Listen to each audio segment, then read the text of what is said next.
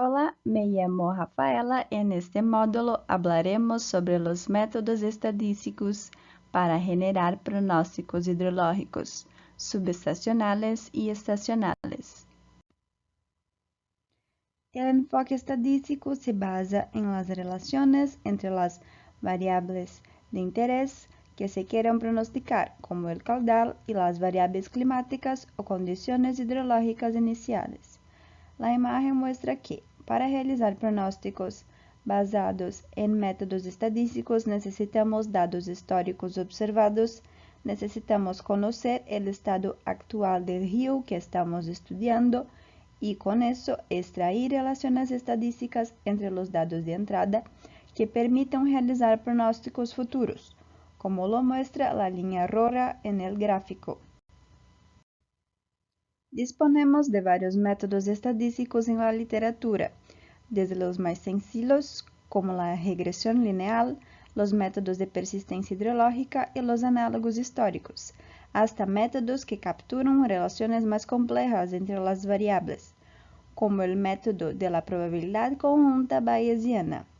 Podemos pronosticar caudales futuros a partir de variables hidrológicas como el caudal del último mes y la cantidad de nieve acumulada, variables meteorológicas como la precipitación, así como índices climáticos de gran escala, como el ENSO, entre otros. En este módulo cubriremos dos métodos estadísticos para generar pronósticos: persistencia hidrológica y análogos históricos. Ahora aprendamos un poco más sobre el método de la persistencia hidrológica. El estudio realizado por Cecilia sobre los pronósticos estacionales del caudal de los ríos en el Reino Unido utilizando persistencia y análogos históricos dice que el pronóstico de la persistencia utiliza la anomalía estandarizada del mes más reciente con observaciones y la utiliza como pronóstico para los próximos n meses. Por lo tanto, el ciclo estacional de los caudales se conserva en el pronóstico. Pensando un poco más, el método de persistencia hidrológica se basa en la idea de que el comportamiento hidrológico del día de mañana será como el de hoy. Para aplicar el método de persistencia hidrológica, debemos seguir algunos pasos presentados en este diagrama de flujo. Primero necesitamos organizar los datos de caudal en promedios mensuales. Luego se calcula el promedio y la desviación estándar para cada uno de los 12 meses. Con esto podemos calcular las anomalías estándares para cada mes de la serie histórica. Tras tener las anomalías, pasamos al cálculo del caudal pronosticado. Mirando cada paso con más detalle, comenzamos organizando los datos en una escala mensual y calculando el promedio y la desviación estándar para cada uno de los 12 meses. Aquí podemos ver la transformación de los datos diarios en datos mensuales.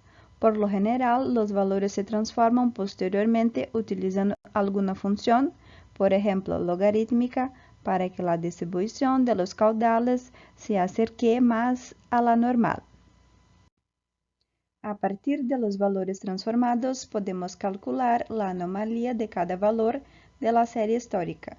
La anomalía para un mes determinado se calcula siempre utilizando el promedio y la desviación estándar del mes correspondiente.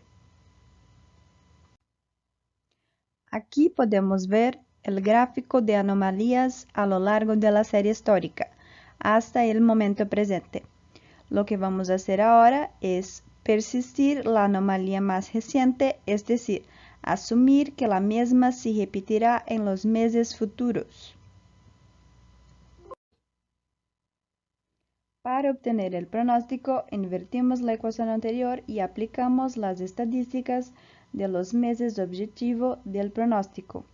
Pero la anomalía que vamos a utilizar será siempre la de mes más reciente con observaciones. Por ejemplo, si el último mes con observaciones es marzo y el primer mes de pronóstico es abril, utilizamos el promedio y la desviación estándar de abril, pero la anomalía observada en marzo. Para determinar el pronóstico de mayo, utilizamos el promedio y la desviación estándar de mayo, pero la anomalía observada en marzo. Este proceso se repite hasta el último mes del pronóstico. Recordemos que, si los caudales han sido transformados previamente utilizando el logaritmo, será necesario transformar los caudales pronosticados de vuelta al espacio real mediante la ecuación inversa. En este gráfico podemos ver que los últimos meses en rojo corresponden al resultado del pronóstico realizado. Ahora hablaremos del método de análogos históricos. Tenemos dos tipos de análogos históricos: el promedio ponderado y el promedio ponderado desplazado.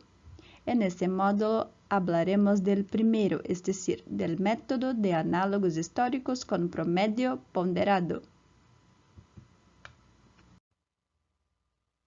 Consultando nuevamente nuestro estudio sobre la aplicación de métodos estadísticos de Cecilia, encontramos una definición para el método de análogos históricos.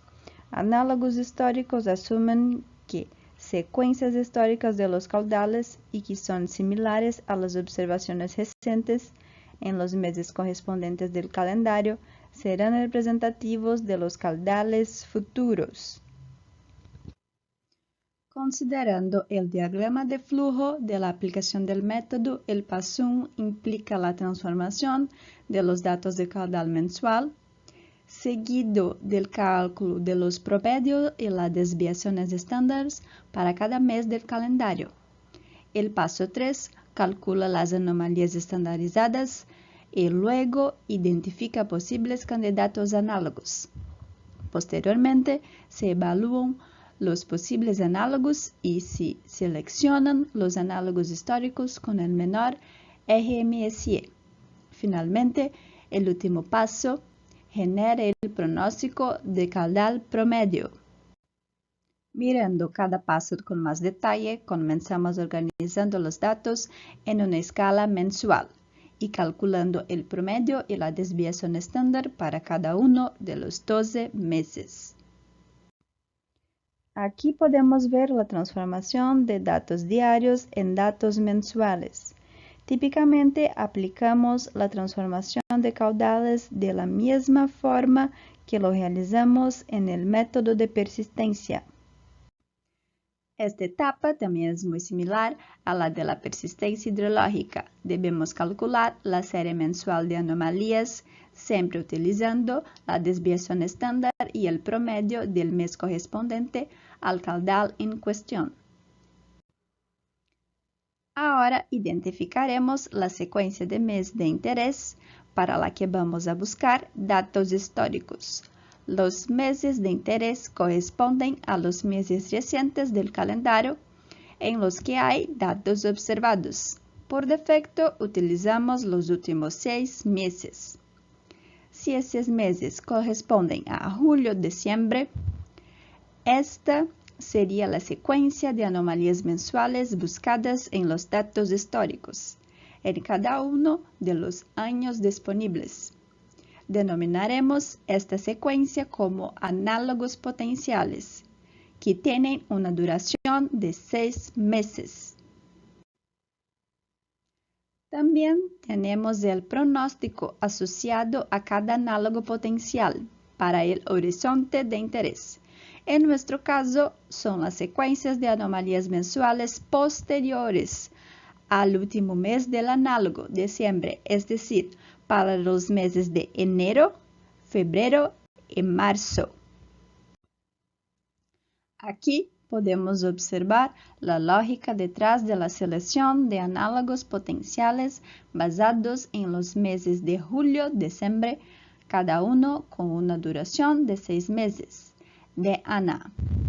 A la derecha se muestran los meses de pronóstico correspondientes a enero, febrero, marzo, con pronóstico de Ana más M, donde M es 1, 2 o 3.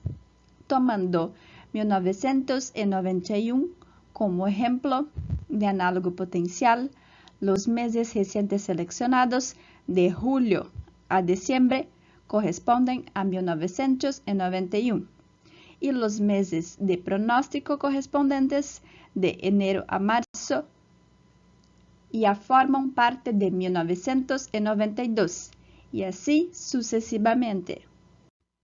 Para ello podemos calcular el RMSE entre las anomalías recientes y las anomalías de cada secuencia histórica de análogos potenciales. Aquí tenemos un ejemplo de RMSE que tiene en cuenta las diferencias entre las anomalías recientes y las anomalías de cada análogo potencial. Por defecto, seleccionamos los 5 análogos potenciales con el RMSE más bajo para continuar con el cálculo. A partir del RMSE de estos 5 análogos, podemos calcular el peso de cada uno de ellos a través de esta ecuación. La anomalía de pronóstico ponderada para el mes M se calcula luego multiplicando el valor de peso del análogo B por la anomalía pronosticada del análogo B en el mes M. Ahora es posible calcular los caudales promedios pronosticados. Para ello se utilizan las anomalías que fueron calculadas previamente para cada mes del pronóstico, además de los valores promedios y desviación estándar correspondientes a esos meses. También es importante recordar que los caudales pronosticados deben ser convertidos al final del proceso, en caso de que haya aplicado previamente una transformación logarítmica. El gráfico muestra que los análogos seleccionados corresponden a 1995, 2011, 2014, 2018 y 2020, y la línea roja discontinua muestra los valores pronosticados para enero, febrero y marzo. Curiosamente, al representar gráficamente los datos análogos junto con los valores de caudal promedio y pronosticado, se obtiene una idea general de cómo los datos históricos se aproximan al comportamiento actual del caudal promedio. Por último, aquí tenemos algunas bibliografías recomendadas sobre los temas estudiados. Con esto terminamos este módulo y nos vemos en la próxima.